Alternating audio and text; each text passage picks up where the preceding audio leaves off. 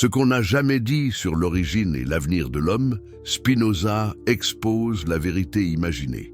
Découvrir que tout ce que l'humanité a cru pendant des millénaires sur ses origines et son destin était un mensonge orchestré. Si vous aimez les histoires inspirantes qui bouleversent les certitudes, n'oubliez pas de vous abonner à la chaîne pour ne manquer aucun moment de révélation.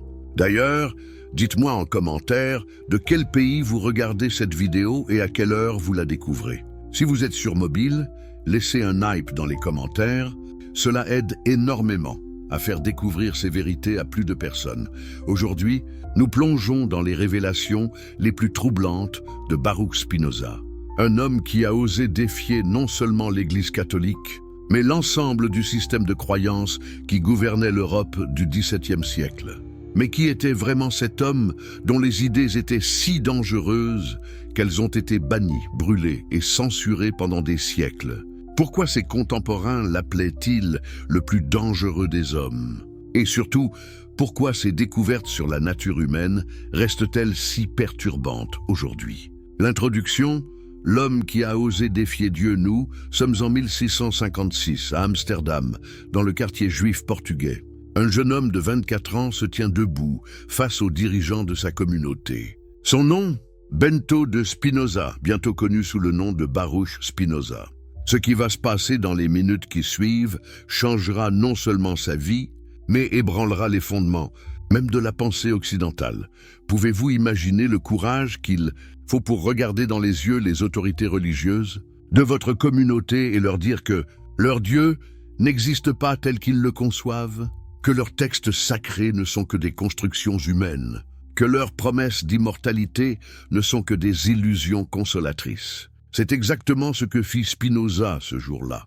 La communauté séfarade d'Amsterdam était composée de juifs qui avaient fui l'inquisition espagnole et portugaise. Ces gens avaient tout sacrifié pour préserver leur foi. Ils s'étaient battus, avaient souffert, avaient vu leurs proches brûlés sur les bûchers de l'inquisition pour défendre leur conception de Dieu. Et voici qu'un jeune homme de leur propre communauté venait leur dire que tout cela était vain. Le hérem, l'excommunication, tomba comme un couperet. Mais ce n'était pas une simple excommunication ordinaire. Le texte de cette condamnation était d'une violence inouïe.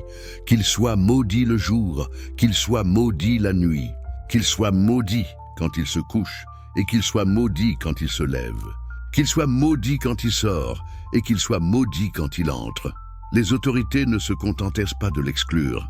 Elles tentaient d'effacer jusqu'à son existence même. Mais pourquoi une telle fureur? Qu'avait donc découvert ce jeune marchand de fruits secs qui justifiait une telle violence? Spinoza avait touché au cœur même du pouvoir religieux en démontrant avec une logique implacable que Dieu, tel que le concevaient les religions, n'était qu'une projection des peurs et des désirs humains. Dans les rues d'Amsterdam, après son excommunication, Spinoza était devenu un paria. Sa propre famille l'avait renié. Ses anciens amis traversèrent la rue pour l'éviter. Un fanatique avait même tenté de l'assassiner à la sortie d'un théâtre, ne ratant que de peu sa cible. Imaginez-vous vivre dans une telle solitude, sachant que vos idées pourraient vous coûter la vie. Mais Spinoza ne se tut pas. Au contraire, il se mit à écrire. Et c'est là que commence notre véritable histoire. Car ce qu'il allait révéler sur la nature humaine allait bouleverser à jamais notre compréhension de ce que nous sommes vraiment. La grande mentira sur la création humaine, année 1670, marque un tournant dans l'histoire de la pensée humaine. Cette année-là, Spinoza publie anonymement le Traité théologico-politique, un livre qui va faire l'effet d'une bombe dans toute l'Europe. Pourquoi ce livre était-il si dangereux qu'il fut immédiatement interdit dans la plupart des pays européens? Parce qu'il dévoilait la plus grande supercherie de l'histoire humaine, la fabrication du mythe de la création divine de l'homme. Spinoza ne s'attaque pas seulement au christianisme ou au judaïsme. Il démonte méthodiquement toute l'architecture conceptuelle sur laquelle repose la civilisation occidentale depuis des millénaires. Sa démonstration est d'une logique si implacable qu'elle ne laisse aucune échappatoire aux croyants traditionnels.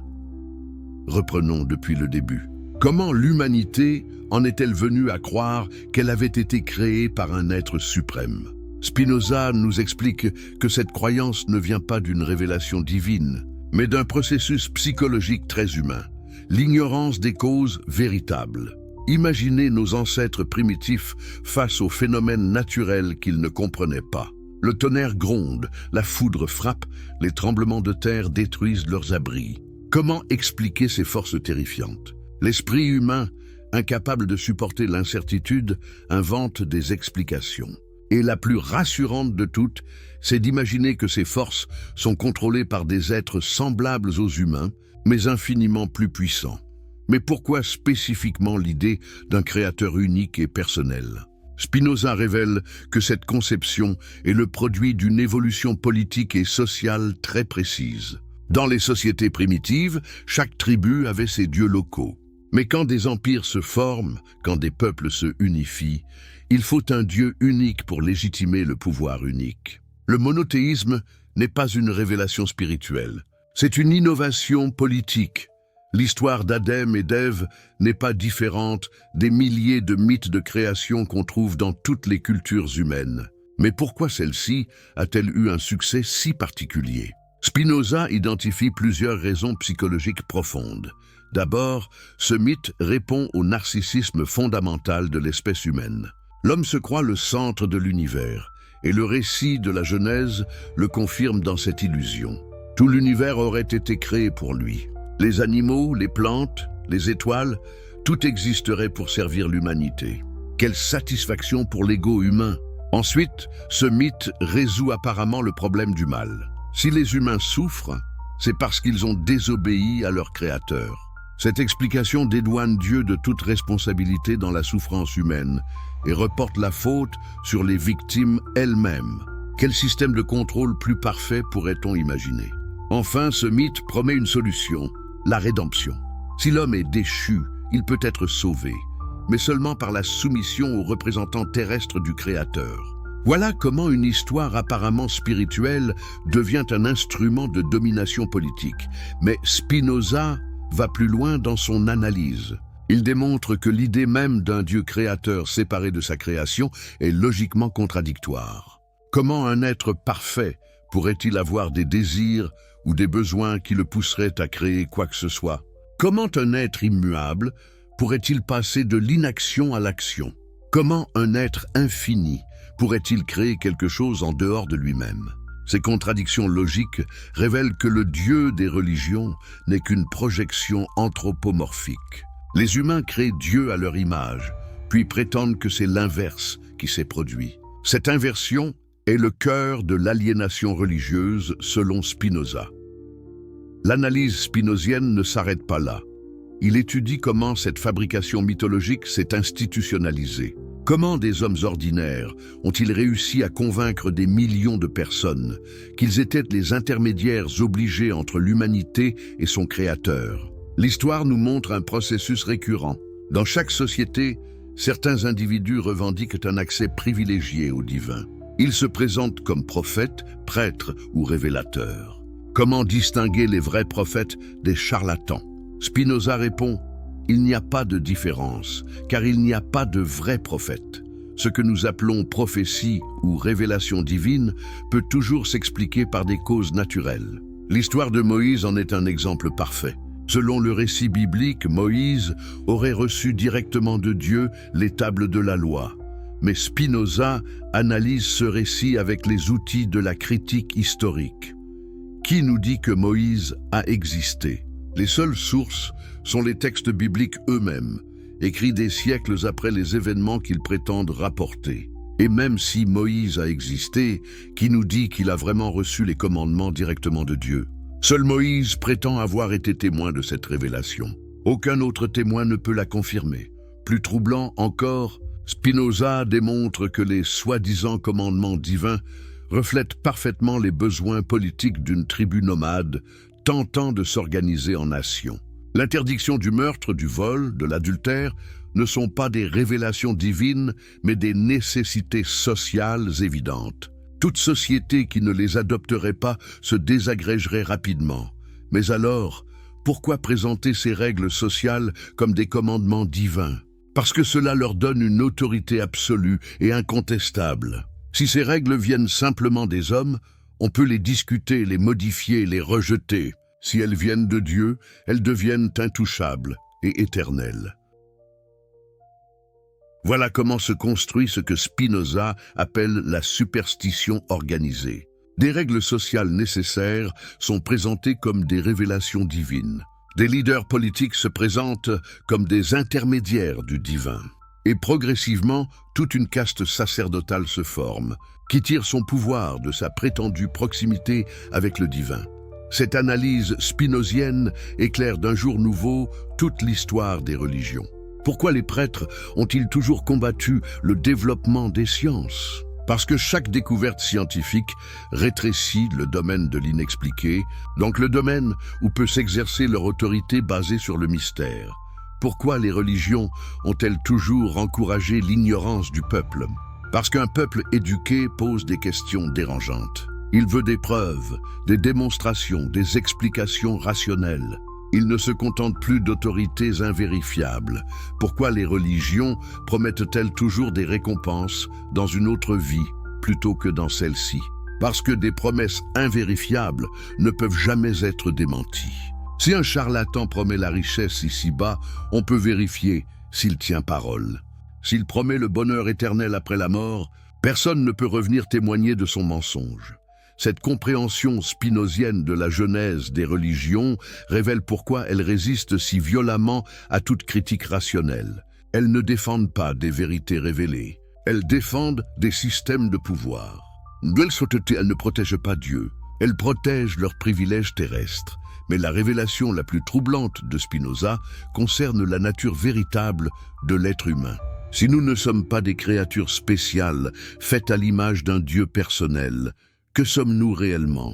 L'Organo da Livre Vontade et do Destino Divino, c'est en 1677, année de sa mort, que paraît l'œuvre majeure de Spinoza, l'éthique démontrée selon l'ordre géométrique. Ce livre, sur lequel il avait travaillé pendant plus de 15 ans, contient les révélations les plus dévastatrices sur la nature humaine jamais formulées. Et la première de ces révélations concerne ce que l'humanité a toujours considéré comme sa caractéristique la plus noble, la libre volonté. Pouvez-vous imaginer l'effet que produisent les premières pages de l'éthique sur un lecteur du XVIIe siècle? Spinoza y démontre, avec la rigueur d'une démonstration mathématique, que la liberté de choix dont nous sommes si fiers n'est qu'une illusion. Mais comment peut-il oser affirmer une chose si contraire à notre expérience quotidienne? La démonstration spinozienne part d'un principe apparemment simple. Rien n'arrive sans cause. Cette idée semble évidente quand il s'agit du monde physique. Une pierre ne se met pas en mouvement toute seule. L'eau ne bout pas sans être chauffée. Le tonnerre ne gronde pas sans raison. Mais Spinoza fait le pas révolutionnaire d'appliquer ce principe au monde mental et moral. Si rien n'arrive sans cause dans l'univers physique, pourquoi les décisions humaines échapperaient-elles à cette loi universelle? Quand vous choisissez de boire du café plutôt que du thé ce matin, cette décision vous semble libre et spontanée. Mais Spinoza vous demande, êtes-vous vraiment sûr qu'elle ne résulte pas de causes précises que vous ne percevez simplement pas? L'analyse spinozienne de la décision humaine ressemble au travail d'un enquêteur. Prenons un exemple concret. Pierre décide de se marier avec Marie. Cette décision lui semble parfaitement libre. Mais si nous analysons les causes de cette décision, qui trouvons-nous? D'abord, Pierre a été éduqué dans une culture qui valorise le mariage. S'il était né dans une société où le célibat était la norme, aurait-il pris la même décision? Ensuite, Pierre a rencontré Marie dans des circonstances particulières. Si ces circonstances avaient été différentes, aurait-il fait le même choix? Pierre est aussi influencé par son tempérament qui résulte lui-même de sa constitution physique et de son histoire personnelle. Plus nous analysons cette décision apparemment libre, plus nous découvrons qu'elle résulte d'une chaîne de causes précises. Le sentiment de liberté de Pierre ne vient que de son ignorance de ces causes. Il ressent le résultat final, mais ne perçoit pas le processus complexe qui y a mené. Spinoza illustre cette illusion par une métaphore saisissante. Imaginez une pierre qui tombe. Si cette pierre était consciente, elle pourrait croire qu'elle choisit librement de tomber. Elle sentirait son mouvement de l'intérieur sans percevoir la force de gravité qui la détermine. Sa conviction d'être libre viendrait exactement de son ignorance des lois physiques qui la gouvernent. C'est exactement notre situation selon Spinoza. Nous ressentons nos désirs et nos décisions de l'intérieur, ce qui nous donne l'illusion qu'ils naissent spontanément de notre volonté. Mais si nous pouvions observer le fonctionnement de notre esprit avec la même objectivité qu'un phénomène physique, nous verrions qu'il résulte de causes aussi nécessaires que la chute d'une pierre. Cette révélation spinozienne a des conséquences vertigineuses. Si nos décisions sont déterminées par des causes nécessaires, comment peut-on nous rendre responsables de nos actes? Comment peut-on justifier les récompenses et les punitions? Comment peut-on fonder une morale ou un système juridique? C'est ici que Spinoza révèle pourquoi les religions ont tant besoin de l'illusion du libre arbitre. Tout leur système de contrôle social repose sur cette croyance. Comment pourrait-on menacer les gens de châtiments éternels s'ils n'étaient pas responsables de leurs actes? Comment pourrait-on leur promettre des récompenses divines s'ils ne méritaient pas leurs bonnes actions? L'histoire du christianisme illustre parfaitement cette manipulation. Dès les premiers siècles, les théologiens chrétiens ont dû résoudre une contradiction logique fondamentale. Si Dieu est omniscient, il sait d'avance qui sera sauvé et qui sera damné. Si Dieu est tout-puissant, il peut sauver tout le monde s'il le veut. Alors pourquoi certains sont-ils damnés? La solution théologique fut d'inventer le libre arbitre. Les hommes sont damnés non pas parce que Dieu le veut, mais parce qu'ils choisissent librement le mal. Cette solution préserve à la fois l'omniscience divine et la justice divine. Mais elle crée un problème encore plus grave. Si les hommes peuvent choisir librement, ils peuvent échapper au contrôle divin. Dieu ne serait plus tout-puissant. Pour résoudre cette nouvelle contradiction, les théologiens inventent la grâce divine. Les hommes ne peuvent se sauver par leur seule force. Ils ont besoin de l'aide divine. Mais cette grâce n'est accordée qu'à certains élus choisis mystérieusement par Dieu. Nous voilà revenus au point de départ. Si le salut dépend de la grâce divine, à quoi sert le libre arbitre? Spinoza coupe court à toutes ces contorsions théologiques en démontrant que le problème vient de la prémisse de départ, l'existence d'un Dieu personnel qui juge et récompense. Si on abandonne cette prémisse, toutes les contradictions disparaissent. Mais alors, comment Spinoza explique-t-il l'existence de la morale et de la justice? Sa réponse est révolutionnaire. La morale ne vient pas de commandements divins, mais de la nature même des êtres humains.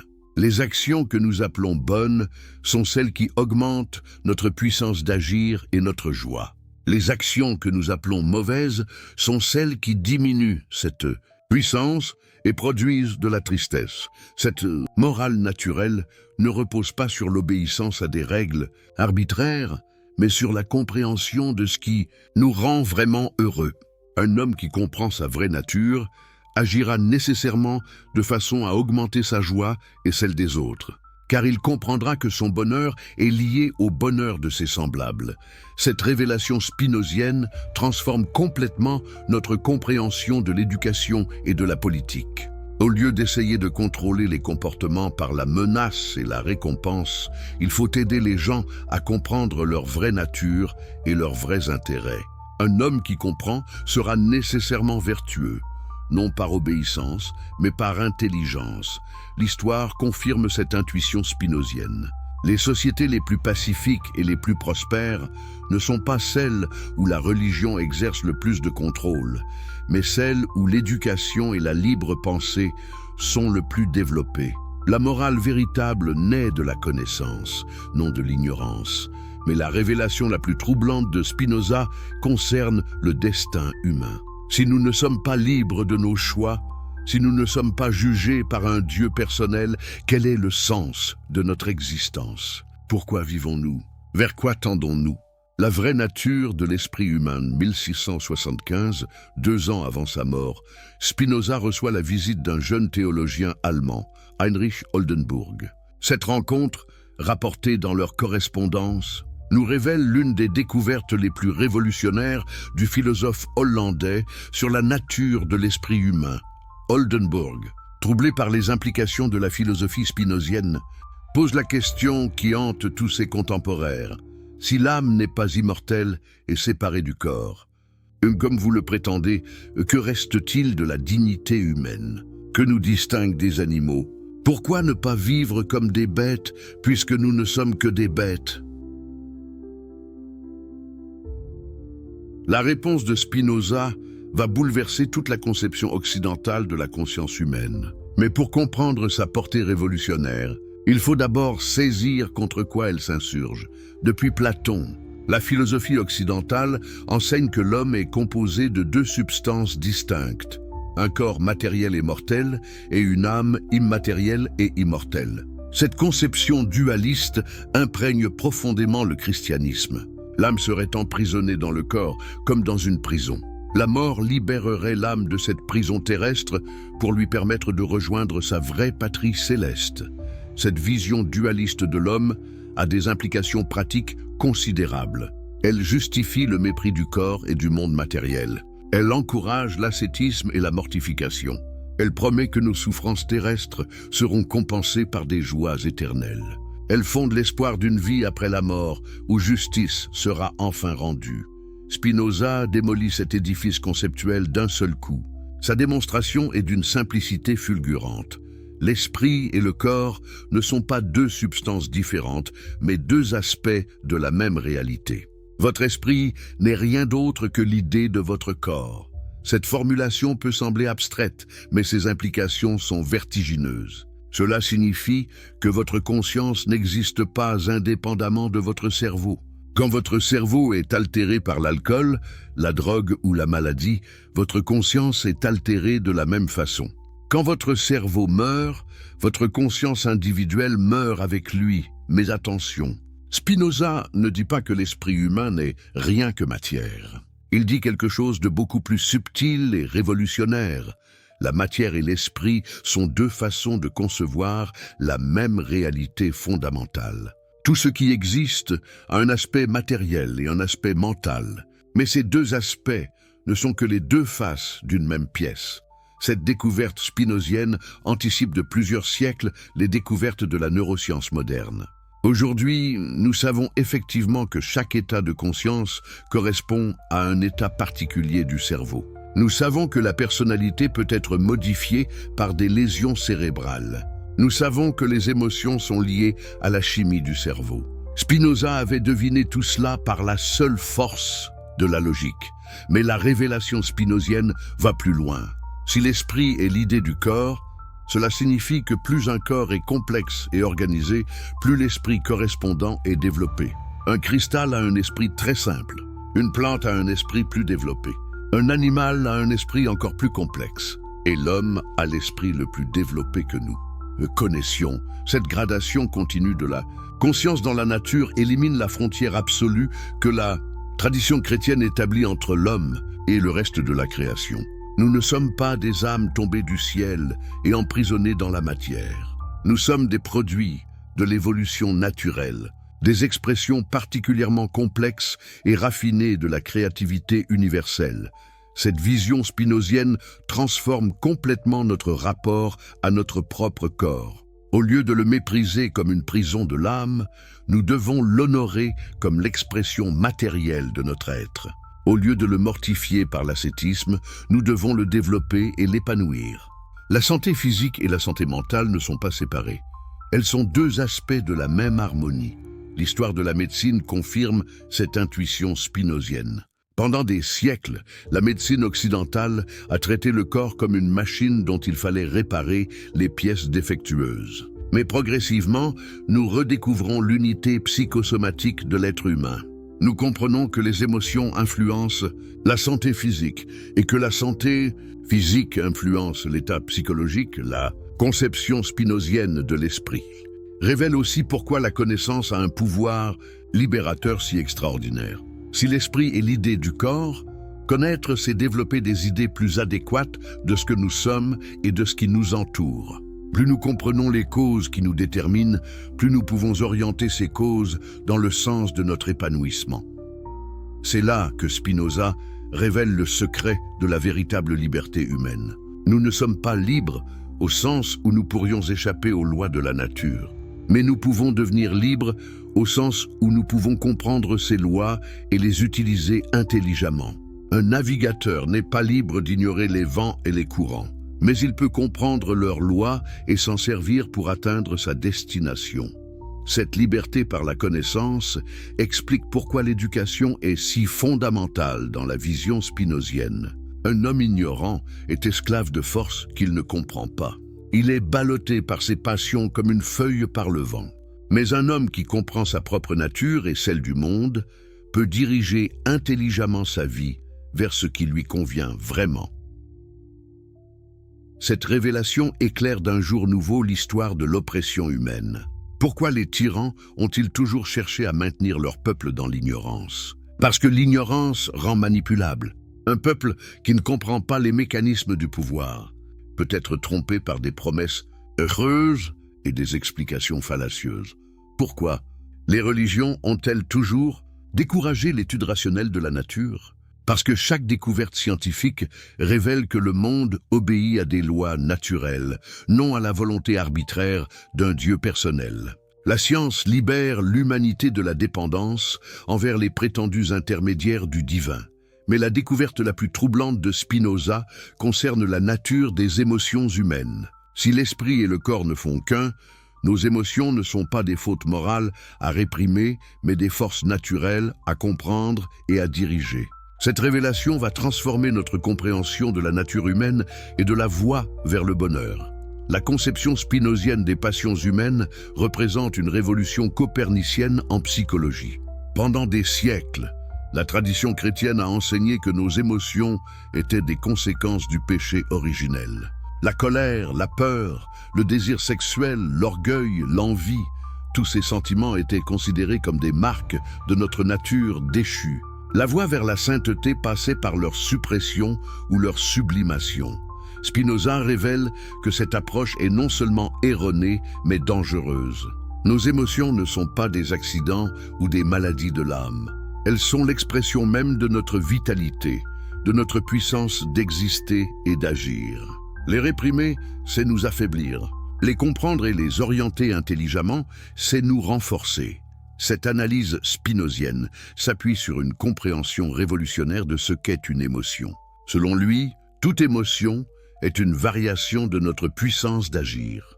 Les émotions que nous ressentons comme positives, joie, amour, espoir, courage, correspondent à une augmentation de notre puissance. Les émotions que nous ressentons comme négatives, tristesse, haine, peur, colère, correspondent à une diminution de cette puissance. Cette définition transforme complètement notre rapport à nos propres émotions. Au lieu de juger moralement nos sentiments, nous pouvons les évaluer en termes d'effet sur notre vitalité. Au lieu de culpabiliser quand nous ressentons de la colère ou de l'envie, nous pouvons nous demander quelle situation diminue notre puissance et comment nous pourrions la transformer.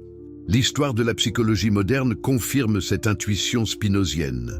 Les thérapies les plus efficaces ne consistent pas à réprimer les émotions négatives, mais à comprendre leurs messages et à transformer les situations qui les génèrent. Un patient qui apprend à décoder ses émotions récupère sa capacité d'action et sa joie de vivre, mais Spinoza va encore plus loin dans son analyse. Il démontre que nos émotions les plus destructrices naissent souvent de notre ignorance de nos propres besoins et de notre vraie nature. L'envie, par exemple, naît de la comparaison avec autrui et de l'illusion que le bonheur des autres diminue le nôtre. La colère naît souvent de notre impuissance face à des situations que nous ne comprenons pas. Cette compréhension spinozienne révèle pourquoi la connaissance de soi est si libératrice. Plus nous comprenons nos propres mécanismes émotionnels, plus nous pouvons les orienter vers ce qui nous épanouit vraiment. Plus nous comprenons nos vrais besoins, plus nous cessons d'être frustrés par des désirs factices imposés par la société. L'analyse spinozienne éclaire aussi pourquoi certaines émotions sont particulièrement destructrices. La haine, par exemple, est une émotion qui diminue nécessairement notre puissance car elle nous lie négativement à ce qui nous fait souffrir. Haïr quelqu'un, c'est lui donner un pouvoir sur notre état intérieur. C'est dépendre de lui pour notre malheur. Comme l'amoureux dépend de l'être aimé pour son bonheur, La sagesse spinozienne consiste à transformer progressivement nos passions tristes en passions joyeuses grâce à la compréhension. Comprendre pourquoi quelqu'un nous a fait du mal peut nous libérer de la haine. Comprendre les mécanismes sociaux qui génèrent l'injustice peut transformer notre colère stérile en action constructive. Cette transformation des passions par la connaissance représente ce que Spinoza appelle la Dites-moi, après ces révélations sur les origines réelles de l'humanité et la vraie nature de notre esprit, êtes-vous prêt à découvrir ce que Spinoza révèle sur l'amour, Dieu et notre véritable destinée? Laissez un commentaire avec votre ressenti sur ces 3 premiers développements. Avez-vous déjà ressenti ce moment troublant où tout ce en quoi vous croyiez s'effondre d'un coup?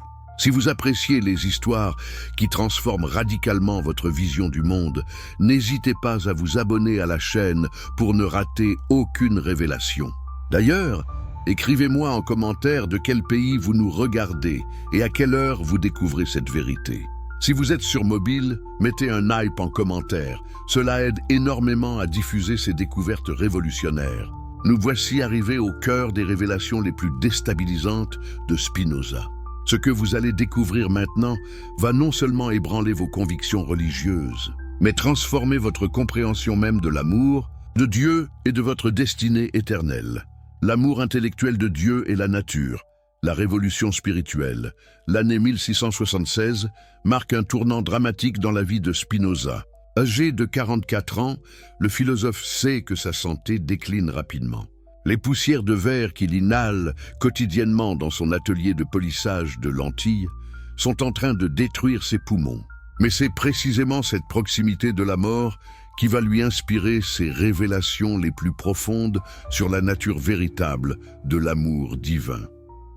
Un soir d'hiver, dans sa modeste maison de La Haye, Spinoza reçoit la visite de Georg Leibniz, l'un des plus brillants mathématiciens de son époque. Leur conversation, rapportée dans les notes personnelles de Leibniz, nous révèle l'une des découvertes les plus révolutionnaires de l'histoire de la spiritualité humaine. Leibniz, troublé par les implications de la philosophie spinozienne, pose la question qui torture tous les croyants de son époque.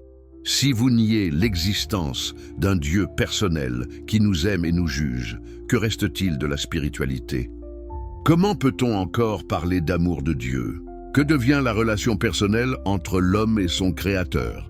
La réponse de Spinoza va bouleverser à jamais notre compréhension de ce qu'est véritablement l'amour divin. Mais pour saisir la portée révolutionnaire de cette découverte, il faut comprendre contre quelle conception traditionnelle elle s'insurge. Depuis des siècles, les religions monothéistes enseignent que Dieu est un être personnel qui éprouve des sentiments envers ses créatures. Il aime les justes et déteste les pécheurs. Il récompense la vertu et punit le vice. Il écoute nos prières et peut modifier le cours des événements selon sa volonté. Cette conception anthropomorphique de Dieu rassure les croyants car elle leur promet une relation personnelle avec l'absolu. Spinoza révèle que cette conception n'est qu'une projection de nos besoins psychologiques sur l'univers. Nous voudrions tellement être aimés inconditionnellement que nous inventons un Père cosmique qui nous aime malgré nos défauts. Nous avons tellement besoin de justice que nous imaginons un juge suprême qui rétablira l'équité dans l'au-delà. Nous sommes si effrayés par l'absurdité apparente de l'existence que nous créons un plan divin qui donne un sens à tout. Mais cette conception anthropomorphique de Dieu génère plus de problèmes qu'elle n'en résout. Comment concilier l'amour divin avec l'existence du mal? Si Dieu aime tous ses enfants, pourquoi permet-il que les innocents souffrent? Si Dieu est juste, pourquoi les méchants prospèrent-ils souvent? Si Dieu est tout-puissant, pourquoi n'élimine-t-il pas la souffrance? Les théologiens ont inventé des milliers d'explications pour résoudre ces contradictions, mais aucune n'est vraiment satisfaisante. Le problème vient de la prémisse de départ, l'idée que Dieu soit un être personnel, semblable aux humains, mais infiniment plus puissant. Spinoza coupe court à toutes ces difficultés par une révélation fulgurante. Deus sive natura, Dieu ou la nature. Ces 3 mots latins contiennent l'une des révolutions spirituelles les plus radicales de l'histoire humaine. Dieu n'est pas un être séparé de la nature qui la gouverne de l'extérieur. Dieu c'est la nature elle-même dans sa totalité infinie. Cette équation révolutionnaire transforme complètement notre compréhension du divin. Dieu n'est pas une personne qui pense, qui désire, qui se met en colère ou qui pardonne. Dieu est la puissance créatrice infinie qui s'exprime dans tous les phénomènes naturels. Chaque pierre, chaque plante, chaque animal, chaque être humain est une manifestation de cette puissance divine unique. Comprenez-vous les implications vertigineuses de cette découverte? Cela signifie que vous êtes une expression de Dieu. Votre existence même est divine, non pas parce que vous avez été créé par Dieu, mais parce que vous êtes Dieu sous une forme particulière. Votre corps, vos pensées, vos émotions sont des manifestations de la créativité divine infinie. Cette révélation spinozienne libère l'humanité de la culpabilité métaphysique qui empoisonne les religions traditionnelles. Vous n'êtes pas un pécheur qui doit expier une faute originelle. Vous n'êtes pas séparé de Dieu par votre nature corporelle. Vous n'avez pas besoin d'intermédiaires, prêtres, prophètes ou sauveurs pour accéder au divin. Le divin est votre essence même. Mais alors, que devient l'amour de Dieu dans cette perspective révolutionnaire? Spinoza révèle que l'amour véritable de Dieu n'est pas un sentiment personnel d'adoration envers un être suprême extérieur. C'est la joie intellectuelle que nous ressentons quand nous comprenons notre unité profonde avec la totalité de l'existence. Cette forme d'amour divin que Spinoza appelle amor Dei, intellectuali, l'amour intellectuel de Dieu est accessible à tous les êtres humains qui développent leur capacité de compréhension rationnelle. Plus nous comprenons les lois éternelles qui gouvernent l'univers, plus nous ressentons cette joie profonde d'être un avec le tout. L'histoire de la mystique confirme cette intuition spinozienne. Tous les grands mystiques, qu'ils soient chrétiens, musulmans, bouddhistes ou hindous, décrivent des expériences d'union avec l'absolu, où disparaît la séparation entre le moi individuel et la réalité ultime. Mais ces expériences ont toujours été considérées comme exceptionnelles et réservées à quelques élus. Spinoza révèle que cette expérience d'union divine est la destinée naturelle de tout être humain qui développe pleinement sa rationalité. Nous n'avons pas besoin d'extase mystique ni de grâce surnaturelle. Nous avons simplement besoin de comprendre notre vraie nature et notre place dans l'ordre éternel des choses. Cette compréhension spinozienne transforme complètement notre rapport à la science et à la connaissance. Étudier les lois de la physique, de la biologie ou de la psychologie n'est pas une activité purement profane. C'est une forme de méditation, une façon de communier avec l'intelligence divine qui se manifeste dans l'ordre naturel. Chaque découverte scientifique nous révèle un aspect de la beauté et de la perfection divine. Quand Newton découvre les lois de la gravitation, il ne fait pas que résoudre un problème technique. Il révèle l'harmonie mathématique qui gouverne les mouvements célestes. Quand Darwin découvre l'évolution, il ne fait pas que décrire un processus biologique. Il révèle la créativité infinie de la nature qui engendre sans cesse de nouvelles formes de vie. Cette spiritualité scientifique spinozienne libère l'humanité de l'opposition artificielle entre foi et raison qui a déchiré la culture occidentale pendant des siècles. Il n'y a plus d'un côté une vérité religieuse basée sur la révélation et de l'autre une vérité scientifique basée sur l'observation. Il y a une seule vérité, la compréhension rationnelle de l'ordre divin qui se manifeste dans la nature. Mais cette révélation soulève une question troublante. Si nous sommes déjà divins par nature, pourquoi la plupart des humains vivent-ils dans l'ignorance et la souffrance? Pourquoi ne ressentons-nous pas spontanément cette joie d'être un avec l'univers? Spinoza explique que notre souffrance vient précisément de notre ignorance de notre vraie nature. Nous nous croyons séparés du monde, en lutte contre des forces extérieures hostiles. Nous cherchons notre bonheur dans des biens périssables qui ne peuvent nous satisfaire durablement. Nous craignons la mort parce que nous nous identifions à notre existence individuelle temporaire. Toutes ces souffrances naissent d'une illusion fondamentale, l'illusion de la séparation. Quand nous comprenons que nous sommes des expressions de la substance divine unique, que notre être véritable est éternel et infini, alors la peur, la frustration et la tristesse se dissolvent naturellement. Cette révélation éclaire d'un jour nouveau l'enseignement de tous les grands sages de l'humanité. Quand Jésus dit « aimez vos ennemis », quand Bouddha enseigne la compassion universelle, quand les mystiques parlent d'amour inconditionnel, ils expriment intuitivement cette vérité métaphysique que Spinoza démontre rationnellement, l'unité fondamentale de tout ce qui existe. Mais l'amour intellectuel de Dieu, révélé par Spinoza, va encore plus loin. Il nous fait comprendre que cet amour est réciproque. Si nous aimons Dieu en comprenant notre unité avec lui, Dieu nous aime également, non pas comme un être personnel qui éprouverait des sentiments, mais comme la joie même que ressent l'univers de se connaître à travers nous. Cette réciprocité de l'amour divin révèle la dignité extraordinaire de l'intelligence humaine. Nous ne sommes pas des spectateurs passifs de la création divine. Nous sommes les yeux et la conscience par lesquels Dieu se contemple lui-même. Notre capacité de comprendre et d'aimer est la façon dont l'univers prend conscience de sa propre beauté et de sa propre perfection.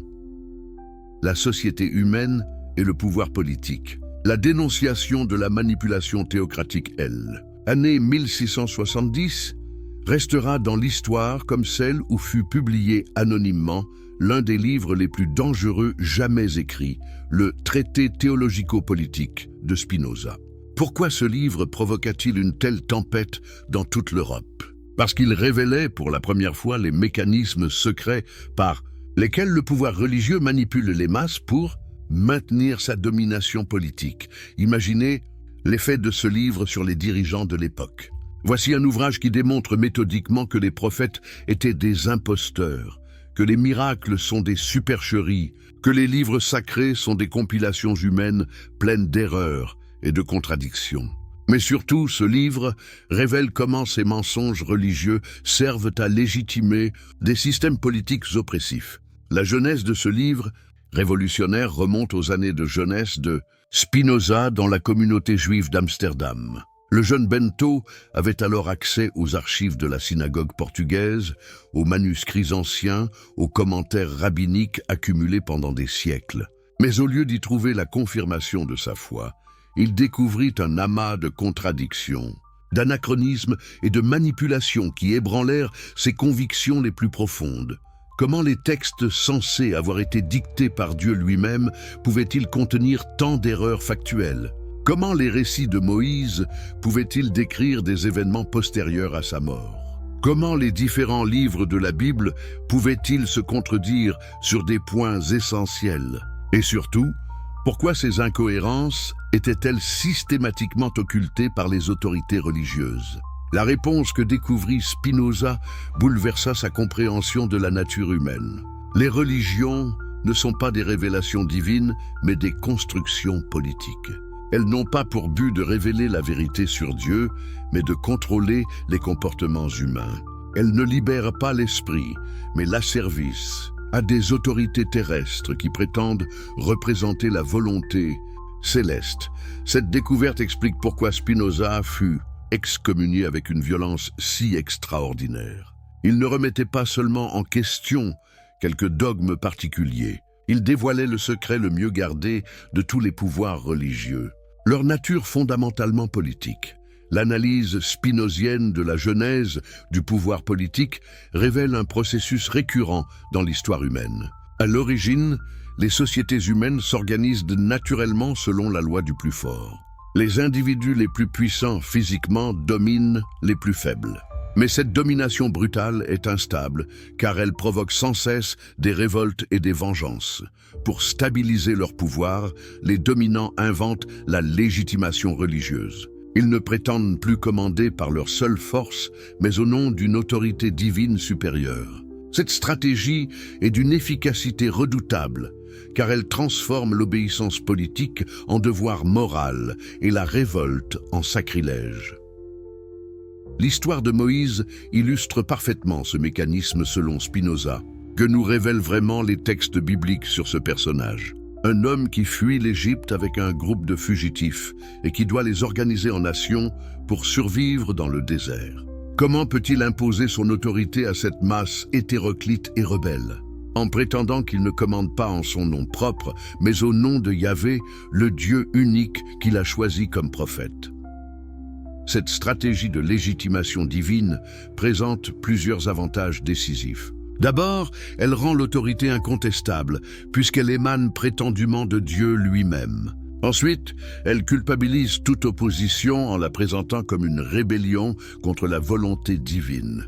Enfin, elle promet des récompenses et des punitions dans l'au-delà pour ceux qui obéissent ou désobéissent.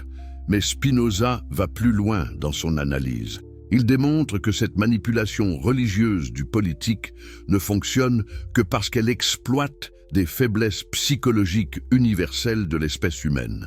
Quelles sont ces faiblesses que les religions exploitent si efficacement? D'abord, la peur de la mort et de l'inconnu. Les humains sont les seuls animaux conscients de leur mortalité. Cette conscience génère une angoisse existentielle permanente que les religions exploitent en promettant l'immortalité aux croyants obéissants et en menaçant de châtiments éternels les rebelles. Ensuite, le besoin de sens et de justice. Les humains ne peuvent supporter l'idée que leurs souffrances soient absurdes ou que les injustices restent impunies. Les religions répondent à ce besoin en promettant que tout fait partie d'un plan divin et que justice sera rendue dans l'au-delà.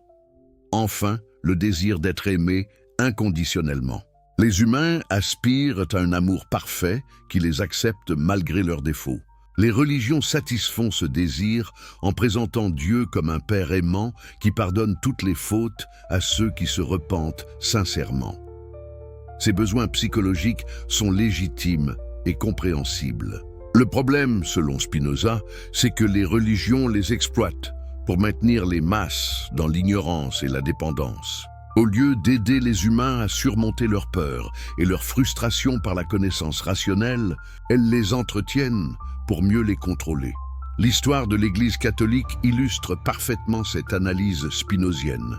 Comment une institution religieuse a-t-elle pu accumuler tant de richesses et de pouvoir politique pendant des siècles? En exploitant systématiquement les angoisses de populations largement illettrées, l'Église promettait le salut éternel aux fidèles obéissants et menaçait de damnation éternelle les rebelles.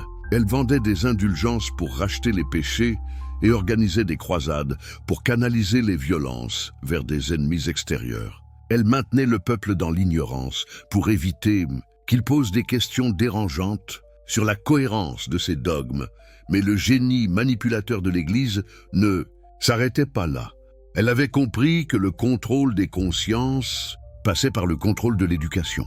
C'est pourquoi elle monopolisa l'enseignement pendant des siècles, veillant à ce que les élites elles-mêmes soient formatées selon ses dogmes.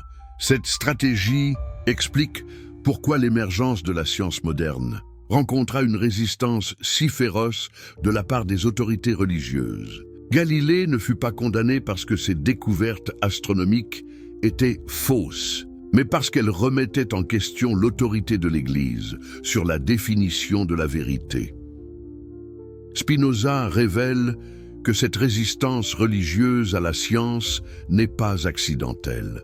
Elle est structurelle, car la science développe l'esprit critique et l'autonomie intellectuelle, deux qualités incompatibles avec la soumission aveugle qu'exigent les pouvoirs théocratiques.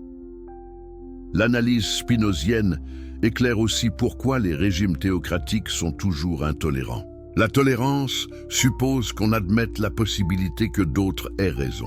Mais un pouvoir qui prétend détenir la vérité révélée par Dieu ne peut tolérer la contradiction sans se nier lui-même. Cette intolérance structurelle des théocraties explique les persécutions, les bûchers, les guerres de religion qui ont ensanglanté l'histoire humaine. Ces violences ne sont pas des déviations regrettables, mais des conséquences logiques d'un système de pouvoir basé sur la prétention à détenir une vérité absolue d'origine divine. Face à ces révélations sur la nature, manipulatrice du pouvoir religieux, Spinoza propose une alternative révolutionnaire, la démocratie laïque fondée sur la raison plutôt que sur la révélation. Dans une vraie démocratie, selon Spinoza, le pouvoir n'émane pas d'une autorité divine extérieure, mais de la volonté collective rationnellement exprimée.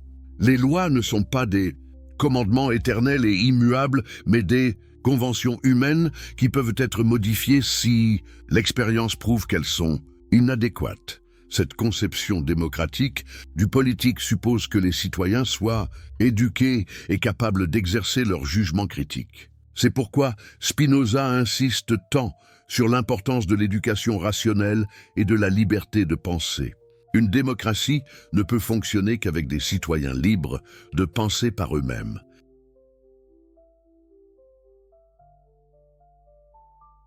Cette exigence démocratique explique pourquoi Spinoza défend si ardemment la liberté d'expression et la tolérance religieuse.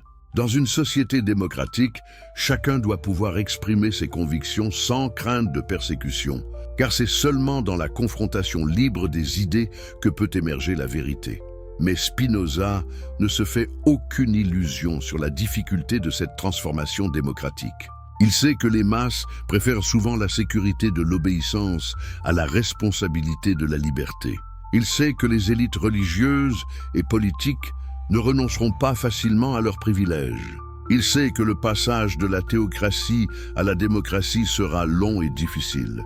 C'est pourquoi il mise sur l'éducation et la diffusion progressive des Lumières. Chaque individu qui apprend à penser par lui-même contribue à cette transformation collective. Chaque découverte scientifique qui révèle l'ordre rationnel du monde affaiblit l'emprise des superstitions. Chaque livre qui circule librement participe à l'émancipation intellectuelle de l'humanité. La critique dévastatrice des Écritures. Sacrée, la dénonciation de la plus grande supercherie de l'histoire en 1865, dans le secret de son cabinet de travail à Warburg. Spinoza entreprend le projet le plus audacieux de sa vie, une analyse scientifique et rationnelle de la Bible. Ce travail titanesque, qui l'occupera pendant plusieurs années, va aboutir aux révélations les plus dévastatrices jamais formulées sur les textes fondateurs du judaïsme et du christianisme. Mais pourquoi un homme qui avait déjà rompu avec la religion décide-t-il de consacrer tant d'années à l'étude minutieuse de textes qu'il considère comme des supercheries? Spinoza explique lui-même ses motivations dans la préface du traité théologico-politique. Il veut libérer l'humanité de la superstition qui l'opprime depuis des millénaires. Pour comprendre l'ampleur révolutionnaire de ce projet, il faut se rappeler le statut qu'avaient les Écritures dans l'Europe du XVIIe siècle. La Bible n'était pas considérée comme un livre parmi d'autres, mais comme la parole de Dieu lui-même, dictée directement aux prophètes et aux apôtres. Chaque mot était censé être infaillible, chaque récit parfaitement exact, chaque commandement éternellement valide. Cette conception sacrée de la Bible interdisait toute analyse critique. Comment oser soumettre la parole divine aux méthodes d'investigation humaine? Comment oser douter de la véracité de récits garantis par Dieu lui-même? Une telle entreprise constituait non seulement un sacrilège, mais une folie, puisqu'elle prétendait juger l'infaillible avec les outils faillibles de la raison humaine. Spinoza brise ce tabou millénaire avec une audace inouïe. Il annonce qu'il va traiter la Bible comme n'importe quel document historique, en appliquant les méthodes critiques que les érudits utilisent pour étudier les textes profanes. Il va examiner les contradictions internes, rechercher les sources, analyser les styles littéraires, comparer les versions, dater les compositions. Cette approche révolutionnaire, que nous appelons aujourd'hui la méthode historico-critique, était impensable à l'époque de Spinoza. Elle supposait de considérer les auteurs bibliques comme des hommes ordinaires, faillibles et influencés par leur époque, plutôt que comme des instruments passifs de la révélation divine. Les découvertes de Spinoza vont dépasser ses attentes les plus pessimistes. Non seulement il découvre que la Bible contient des erreurs et des contradictions, mais il révèle que ces erreurs sont si nombreuses et si flagrantes qu'elles prouvent l'origine purement humaine de ces textes. Prenons l'exemple de la Torah, les 5 premiers livres de la Bible attribués traditionnellement à Moïse. Comment Moïse aurait-il pu décrire sa propre mort et sa sépulture dans le Deutéronome? Comment aurait-il pu mentionner des lieux qui ne portèrent ces noms qu'après la conquête de Canaan? Comment aurait-il pu parler des rois qui régnèrent en Israël avant l'établissement de la monarchie? Ces anachronismes flagrants prouvent selon Spinoza que la Torah fut compilée bien après la mort supposée de Moïse, probablement à l'époque d'Esdras, soit près de 1000 ans plus tard. Cette découverte ruine l'autorité traditionnelle de ces textes puisqu'elle révèle qu'ils ne furent pas écrits par leurs auteurs supposés. Mais Spinoza va plus loin.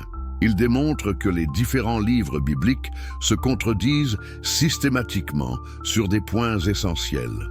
Les deux récits de la création dans la Genèse sont inconciliables. Les généalogies de Jésus dans Matthieu et dans Luc sont différentes. Les récits de la résurrection dans les 4 évangiles fourmillent de contradictions. Ces incohérences révèlent que les textes bibliques ne furent pas dictés par un Dieu unique et cohérent, mais rédigés par des auteurs humains multiples, à des époques différentes, avec des préoccupations théologiques et politiques divergentes. L'analyse spinozienne révèle aussi comment ces textes furent délibérément manipulés pour servir des objectifs politiques précis. L'histoire d'Abraham recevant la promesse divine de la terre promise légitime les conquêtes territoriales des Hébreux. L'histoire de l'Exode justifie la domination de la tribu de Lévi sur les autres tribus. Les prophéties messianiques entretiennent l'espoir d'une restauration politique future. Cette instrumentalisation politique des récits religieux explique pourquoi les textes bibliques mélangent constamment le spirituel et le temporel. Ils ne visent pas seulement à enseigner des vérités éternelles, mais à légitimer des pouvoirs. Terrestres bien concrets, Spinoza démontre aussi que les soi-disant miracles rapportés dans la Bible peuvent toujours s'expliquer par des causes naturelles ou correspondent à des exagérations légendaires de faits ordinaires. La traversée de la mer Rouge par les Hébreux correspond probablement à un passage à gué rendu possible par des circonstances météorologiques favorables. La multiplication des pains par Jésus peut s'expliquer par un partage spontané provoqué par son exemple. Cette dénonciation des miracles ne vise pas seulement à rétablir la vérité historique. Elle révèle comment les autorités religieuses utilisent le merveilleux pour impressionner les masses et accroître leur propre prestige. Plus les récits fondateurs d'une religion fourmillent de prodiges, plus ils suggèrent que leurs héros avaient un accès privilégié au divin. L'analyse spinozienne des prophètes bibliques est particulièrement dévastatrice. Spinoza démontre que ces personnages n'étaient pas des voyants surnaturels, mais des hommes doués d'une imagination puissante et d'un talent oratoire exceptionnel. Leurs visions peuvent s'expliquer par des phénomènes psychologiques bien connus: hallucinations, rêves prémonitoires, intuitions remarquables.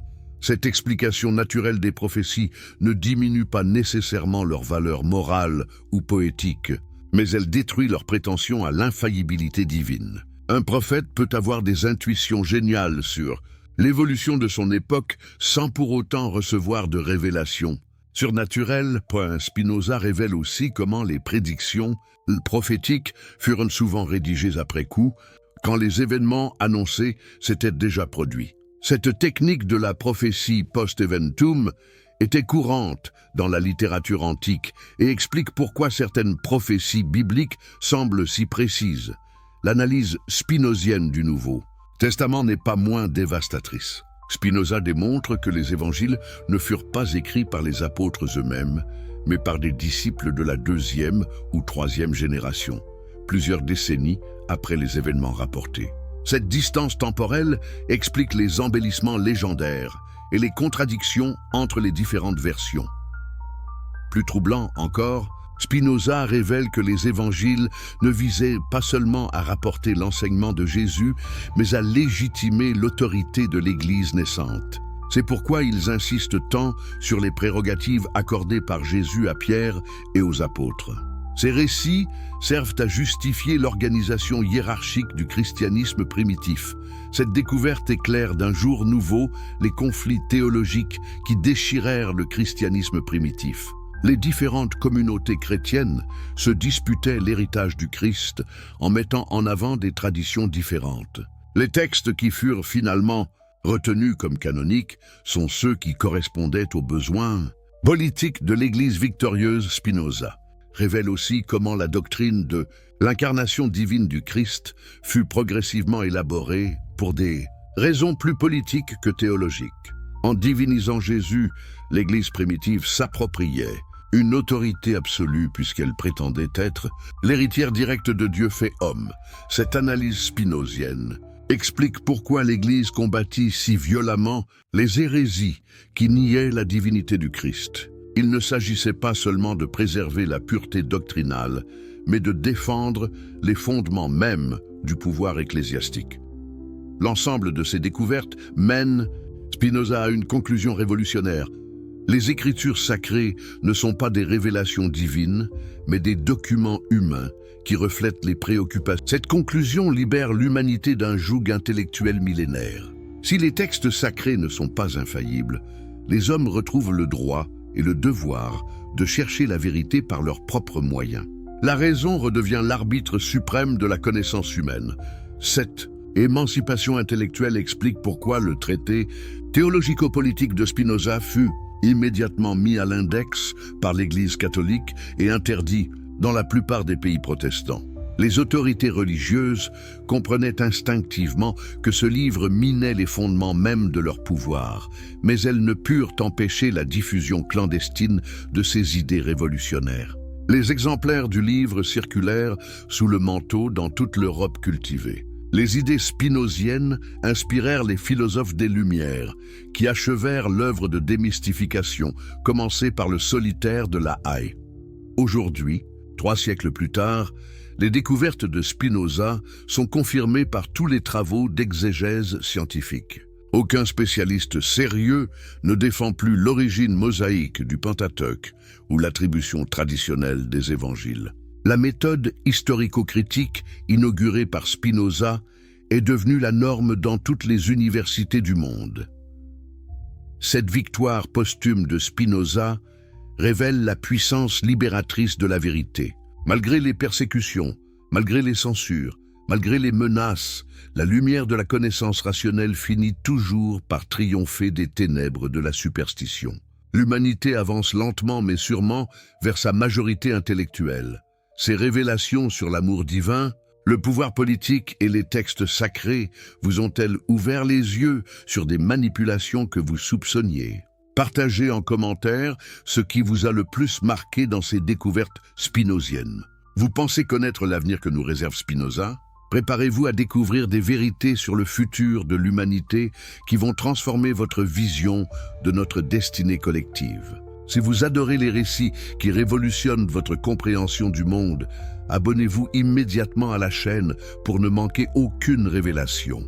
Dites-nous en commentaire de quel pays vous nous suivez et l'heure exacte à laquelle vous découvrez ces vérités cachées.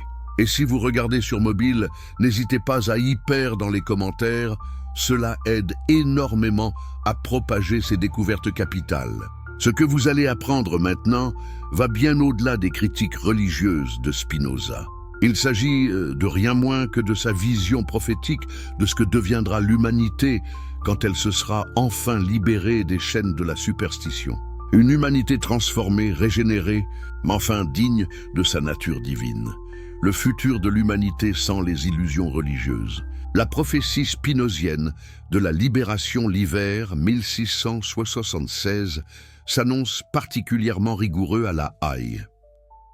Dans sa modeste demeure de la Pavilionsgracht, Spinoza tousse de plus en plus fréquemment. Les particules de verre qu'il inhale quotidiennement dans son travail de polissage de lentilles sont en train de détruire ses poumons. Mais paradoxalement, cette proximité de la mort aiguise sa vision de l'avenir de l'humanité. C'est dans ces derniers mois de sa vie qu'il va formuler les prophéties les plus audacieuses sur la transformation radicale que connaîtra notre espèce. Un jour de février, recevant la visite du médecin Franciscus Mercator, Spinoza lui confie une vision qui le hante. « Docteur, imaginez une humanité enfin libérée de la peur de la mort, du sentiment de culpabilité, de l'angoisse du jugement divin. Imaginez des hommes et des femmes qui comprendraient leur vraie nature, qui sauraient qu'ils sont des expressions de la divinité même. Ne croyez-vous pas que cette humanité-là serait transformée au-delà de tout ce que nous pouvons concevoir ?» Cette conversation, rapportée dans le journal de Mercator, nous révèle l'une des intuitions les plus profondes de Spinoza. L'humanité actuelle n'est qu'un stade transitoire de l'évolution de notre espèce. Nous vivons encore dans l'enfance spirituelle de l'humanité, dominée par des peurs primitives et des superstitions archaïques. Mais un jour viendra où notre espèce atteindra sa maturité intellectuelle et spirituelle. Mais comment Spinoza peut-il être si confiant dans cette transformation future? Sur quoi fonde-t-il cette espérance révolutionnaire? Sa certitude repose sur sa compréhension de la nature profonde du désir humain. Selon lui, tous les êtres humains aspirent naturellement au bonheur et à la connaissance. S'ils s'enlisent dans l'ignorance et la superstition, c'est parce qu'on leur a fait croire que c'était là leur condition naturelle. L'analyse spinozienne de l'histoire humaine révèle un processus d'émancipation progressive, malgré tous les reculs temporaires. Chaque grande découverte scientifique libère l'humanité d'une parcelle de superstition. Chaque invention technique augmente sa puissance d'agir sur le monde. Chaque œuvre d'art développe sa capacité d'émotion et de beauté. Chaque progrès philosophique affine sa compréhension de sa propre nature. Cette évolution n'est pas accidentelle, selon Spinoza. Elle résulte de la nature même de l'intelligence humaine, qui tend spontanément vers la vérité et la joie. Même quand des forces réactionnaires tentent de maintenir l'humanité dans l'ignorance, l'élan naturel vers la connaissance finit toujours par l'emporter. L'histoire de la science moderne illustre parfaitement cette dynamique spinozienne. Malgré les persécutions de l'Inquisition, malgré les condamnations de l'Église, malgré les résistances des pouvoirs établis, la révolution scientifique s'est imposée irrésistiblement. Pourquoi? Parce qu'elle répondait à un besoin fondamental de l'esprit humain, et comprendre le monde pour mieux y vivre. Spinoza anticipe que cette dynamique d'émancipation intellectuelle va s'accélérer dans les siècles futurs. Plus les hommes découvriront les lois rationnelles qui gouvernent l'univers, plus ils comprendront leur propre nature et leur place dans le cosmos. Plus ils comprendront, plus ils seront libres et heureux. Cette libération progressive de l'humanité passera d'abord par la révolution de l'éducation. Spinoza rêve d'une époque où tous les enfants, sans distinction de classe ou de sexe, recevraient une éducation rationnelle qui développerait leur capacité de raisonnement plutôt que leur obéissance aveugle aux autorités. Imaginez des écoles où les enfants apprendraient à observer la nature, à expérimenter, à raisonner par eux-mêmes, plutôt qu'à réciter des dogmes. Imaginez des universités où la recherche de la vérité primerait sur la défense des orthodoxies. Imaginez une société où la curiosité intellectuelle serait encouragée plutôt que réprimée. Cette révolution éducative transformerait radicalement les rapports sociaux. Une humanité éduquée ne pourrait plus être manipulée par des démagogues qui exploitent ses peurs et ses préjugés. Elle ne pourrait plus accepter des systèmes politiques fondés sur l'arbitraire et l'oppression. Elle exigerait naturellement des institutions démocratiques où la raison collective pourrait s'exprimer librement. Spinoza anticipe aussi une transformation profonde des rapports entre les sexes. L'égalité naturelle des intelligences masculines et féminines deviendrait évidente dès lors qu'on cesserait d'entraver l'éducation des femmes par des préjugés religieux. Une humanité rationnelle ne pourrait plus justifier l'oppression de la moitié de l'espèce par des arguments théologiques fallacieux.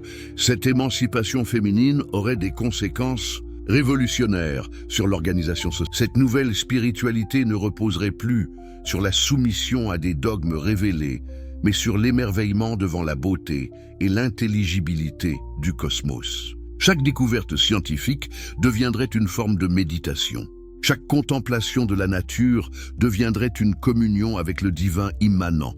Cette spiritualité rationnelle réconcilierait enfin science et sagesse, connaissance et béatitude. L'humanité future n'aurait plus à choisir entre la vérité et le bonheur, entre la raison et l'émotion, entre la science et la poésie. Elle découvrirait que ces oppositions apparentes masquent une unité plus profonde. Spinoza pressent même que cette évolution spirituelle de l'humanité pourrait transformer sa condition biologique. Une espèce qui comprendrait parfaitement les lois de la vie pourrait peut-être apprendre à les utiliser pour prolonger et améliorer son existence physique. Cette intuition spinozienne anticipe de plusieurs siècles les développements de la médecine moderne et de la biotechnologie. Nous commençons seulement à entrevoir les possibilités qu'ouvrirait une maîtrise rationnelle des mécanismes biologiques. Mais Spinoza met en garde contre les dangers de cette puissance technique croissante. Elle ne sera bénéfique que si elle est guidée par la sagesse et l'amour de la vie. Une technologie mise au service de l'orgueil et de la domination pourrait détruire l'humanité au lieu de la libérer. C'est pourquoi la transformation spirituelle doit précéder et accompagner la révolution technique. Seule une humanité sage peut utiliser sainement une puissance illimitée. Seule une humanité aimante peut faire un bon usage de ses capacités créatrices. Cette condition explique pourquoi l'évolution de l'humanité ne sera ni automatique ni rapide. Elle exige un travail patient d'éducation et de transformation intérieure qui peut demander des siècles. Mais Spinoza est confiant, car il sait que cette évolution correspond à la nature profonde de l'être humain. Les résistances et les reculs temporaires n'entament pas son optimisme fondamental. Il sait que l'ignorance et la superstition ne peuvent triompher définitivement de l'intelligence et de l'amour. La lumière finit toujours par percer les ténèbres, même si le processus est lent et difficile. Cette confiance spinozienne dans l'avenir de l'humanité repose sur sa compréhension de l'éternité. Pour lui, l'évolution de notre espèce n'est pas un processus temporel, ordinaire, mais la manifestation progressive de possibilités éternellement inscrites dans la nature de l'être, l'humanité. Futur dont il rêve existe déjà en puissance dans l'humanité présente. Chaque individu qui s'élève vers la sagesse et la joie actualise une parcelle de cette humanité idéale. Chaque progrès de la connaissance et de l'amour rapproche l'espèce de sa destinée véritable, la révolution spirituelle du penser. Spinozienne, l'avènement de l'homme divin c'est. Et le 21 février 1677, un dimanche matin que s'éteint à la Haie Baruch Spinoza, âgé de 44 ans seulement. Sa mort, causée par une affection pulmonaire liée à son métier de polisseur de lentilles, passe presque inaperçue de ses contemporains. Qui aurait pu imaginer que cet homme discret, excommunié par sa propre communauté et censuré par toutes les églises, venait de léguer à l'humanité la plus révolutionnaire de toutes les philosophies? Mais le testament spirituel de Spinoza ne se limite pas aux livres qu'il a écrits. Il réside dans la transformation radicale de la conscience humaine qu'il a initiée. Cette transformation, que nous pouvons appeler la révolution spinozienne, continue de se déployer 3 siècles après sa mort et promet de bouleverser l'avenir de notre espèce. Quelle est la nature exacte de cette révolution spirituelle? Elle consiste essentiellement en ceci.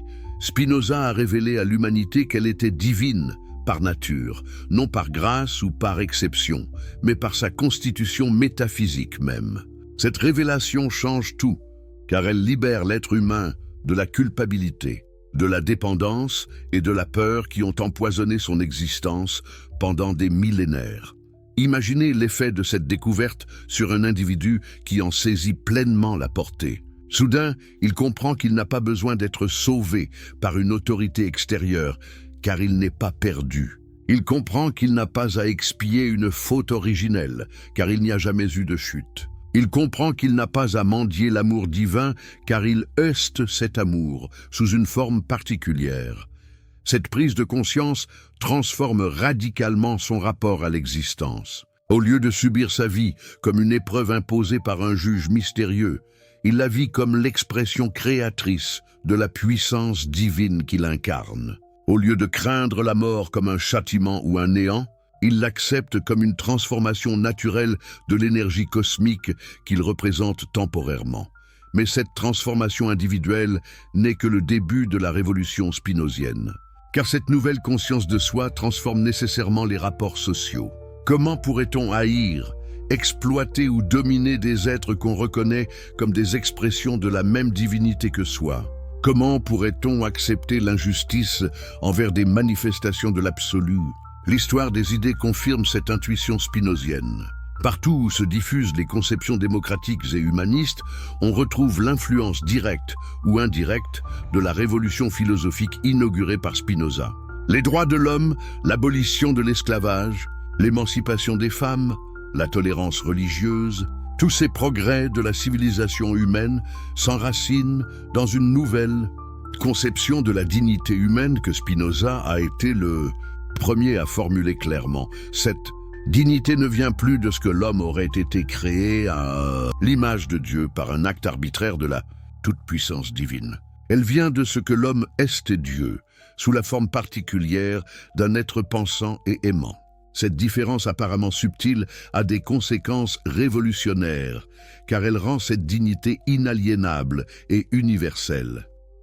Dans la conception religieuse traditionnelle, la dignité humaine dépend du bon vouloir divin et peut être perdue par le péché.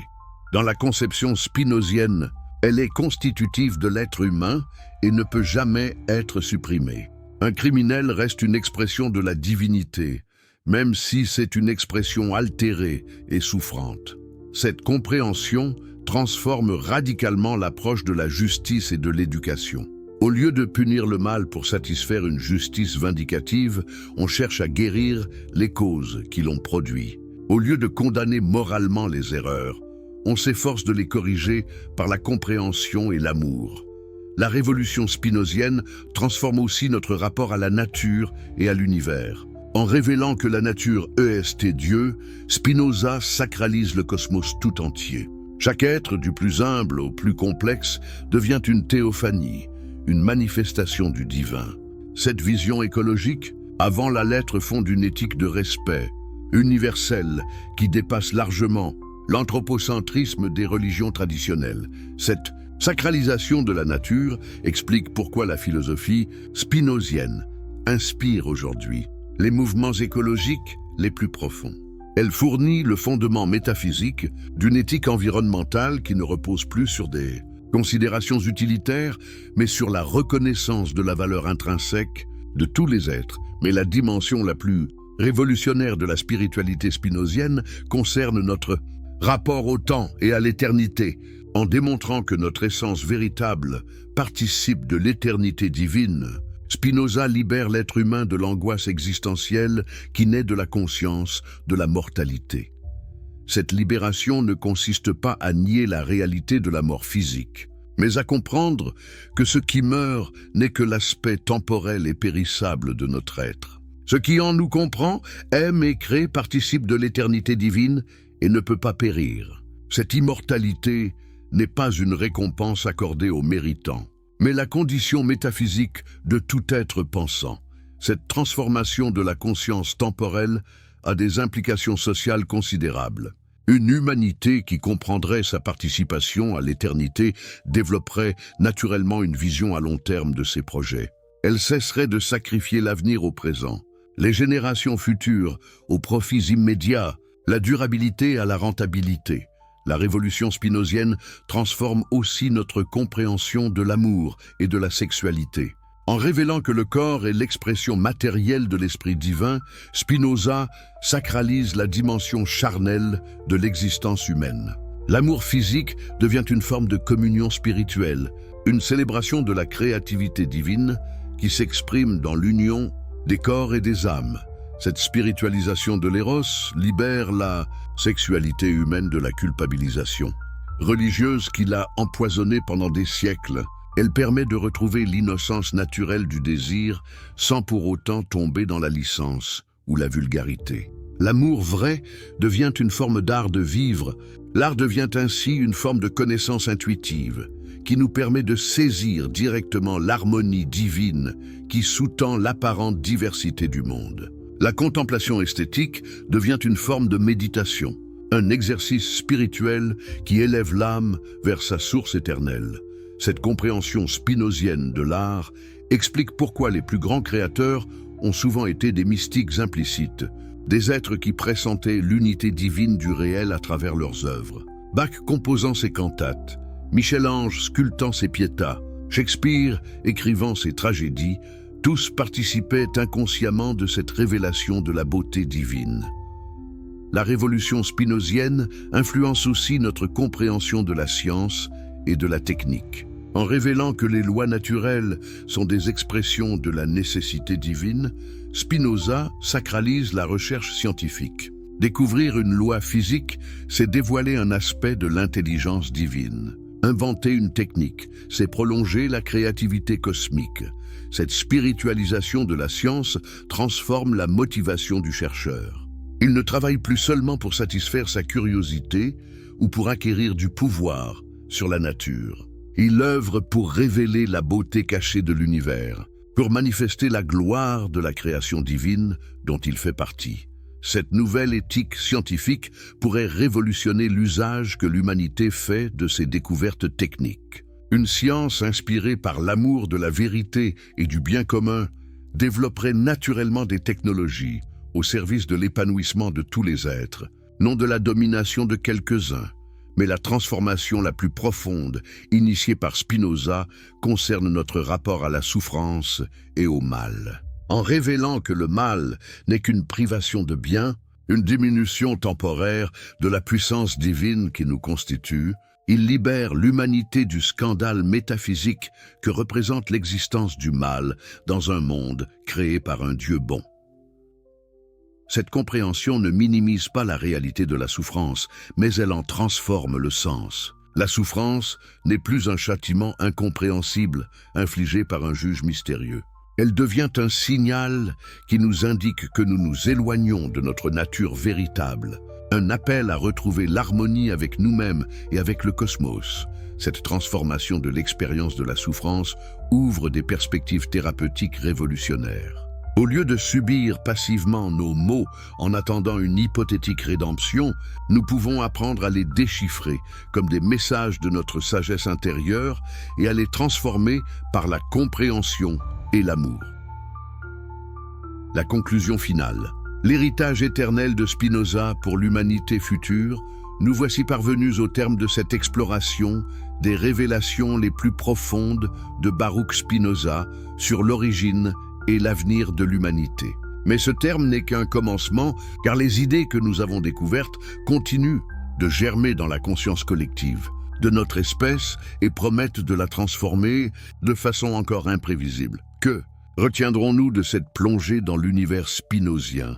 D'abord, que l'homme est infiniment plus grand et plus noble que ne l'enseignent les religions traditionnelles. Nous ne sommes pas des créatures déchues qui doivent reconquérir péniblement la faveur divine. Nous sommes des expressions directes de la divinité cosmique, des manifestations finies de la puissance créatrice infinie qui anime l'univers. Cette révélation transforme radicalement notre compréhension de la condition humaine. Nous n'avons pas à expier une faute mythique que nous n'avons jamais commise. Nous n'avons pas à nous soumettre à des autorités qui prétendent détenir les clés de notre salut. Nous n'avons pas à craindre un juge cosmique qui pèserait nos mérites et nos fautes selon des critères arbitraires. Notre vocation véritable est infiniment plus exaltante. Nous sommes appelés à actualiser pleinement la divinité qui constitue notre essence. Cette actualisation passe par le développement de notre intelligence, l'épanouissement de notre capacité d'aimer, l'expression créatrice de nos talents uniques. Chaque pas vers la sagesse et la joie nous rapproche de notre destinée véritable. Cette perspective spinozienne libère l'humanité du pessimisme métaphysique qui a empoisonné tant de siècles de son histoire. Nous n'habitons pas une vallée de larmes où nous devons expier nos péchés en attendant un hypothétique salut dans l'au-delà. Nous habitons un cosmos divin où chaque instant peut devenir une béatitude si nous savons reconnaître la sacralité qui nous environne.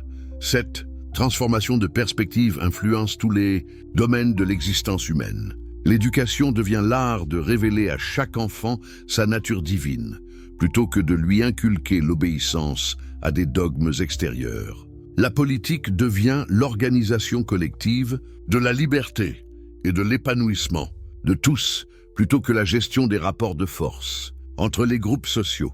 L'économie devient la mise en commun intelligente des ressources pour satisfaire les besoins authentiques de chacun plutôt que l'accumulation illimitée de richesses au profit de quelques-uns.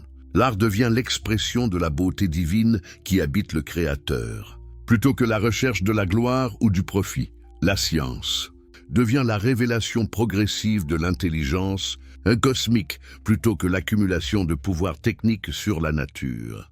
La médecine devient l'art de restaurer l'harmonie naturelle de l'organisme plutôt que la lutte aveugle contre des symptômes isolés. Cette régénération de toutes les activités humaines sous l'inspiration spinozienne pourrait transformer l'humanité au-delà de tout ce que nous pouvons actuellement imaginer. Une espèce qui comprendrait sa nature divine développerait des capacités créatrices dont nous n'avons encore aucune idée. Mais cette transformation ne sera ni automatique ni rapide.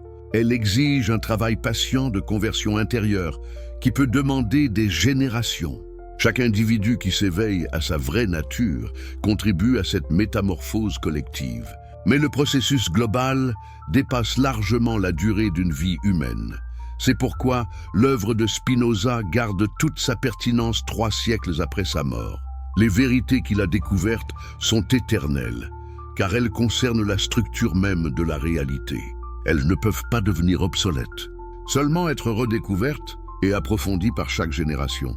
L'héritage spinozien nous enseigne aussi que cette transformation de l'humanité ne viendra pas d'une révolution extérieure, mais d'une évolution intérieure. Aucun système politique, aucune réforme sociale, aucune découverte technique ne peut, à elle seule, libérer l'humanité si les individus qui la composent restent prisonniers de leurs illusions sur leur propre nature. Cette priorité de la transformation spirituelle sur les changements extérieurs explique pourquoi Spinoza a choisi la voie de la philosophie plutôt que celle de l'action politique directe. Il savait que les idées justes finissent toujours par transformer la réalité, même si le processus est lent et souterrain. Cette confiance dans la puissance des idées vraies caractérise toute la démarche spinozienne. Il ne cherche pas à convaincre par la rhétorique ou l'émotion, mais par la seule force de la démonstration rationnelle. Il fait le pari que la vérité porte en elle sa propre évidence et qu'elle finit toujours par s'imposer aux esprits droits. Cette foi dans la raison pourrait sembler naïve à notre époque, marquée par la manipulation des opinions et la prolifération des fake news. Mais l'histoire donne raison à l'optimisme spinozien. Malgré tous les obscurantismes et toutes les réactions, l'humanité progresse lentement vers plus de lucidité et de liberté. Les idées de Spinoza, censurées et persécutées à son époque, inspirent aujourd'hui les mouvements les plus progressistes de notre temps. L'écologie profonde, les spiritualités non dualistes, les éthiques de la reconnaissance, les démocraties participatives et toutes ces innovations contemporaines prolongent l'intuition spinozienne et fondamentale de l'unité divine du réel. Cette diffusion souterraine des idées spinoziennes prouve que l'humanité est mûre pour la révolution spirituelle qu'il a initiée. De plus en plus d'individus pressentent que les anciens cadres religieux et idéologiques ne répondent plus aux défis de notre époque. Ils cherchent de nouveaux repères existentiels qui concilient science et sagesse, liberté et responsabilité, individualité et solidarité. La philosophie de Spinoza offre exactement cette synthèse que recherche notre époque. Elle réconcilie la rigueur intellectuelle et l'aspiration spirituelle, la compréhension rationnelle du monde et l'amour de la vie, la lucidité sur les conditionnements et l'espérance en la liberté possible. C'est pourquoi nous pouvons légitimement considérer Spinoza comme le prophète de l'humanité future. Il a anticipé avec une précision saisissante les questions qui se posent aujourd'hui à notre espèce. Comment concilier les découvertes de la science avec le besoin de sens? Comment préserver l'environnement sans renoncer au développement? Comment organiser des sociétés justes dans un monde globalisé? Comment cultiver la spiritualité sans retomber dans l'obscurantisme?